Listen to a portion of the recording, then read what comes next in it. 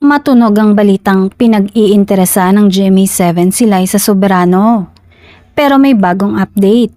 How true na mas malaki ang posibilidad na magtrabaho umano si Liza sa TV5 gaya ng ex nito na si Enrique Hill nakakapirma lamang sa TV5 network. Kung iko-connect ang mga chismis, posible ngang sa 5 siya lalo't napapabalitang magiging consultant umano si Enrique ng isang producer na balak kumuha ng block time sa TV5. Maingay din ng chika na magkakaroon ng noontime show ang TV5 na gagawin umano ng isang kapamilya executive at businessman produ. Mukhang open o bukas na ulit bumida sa isang teleserye ang dating kapamilya star.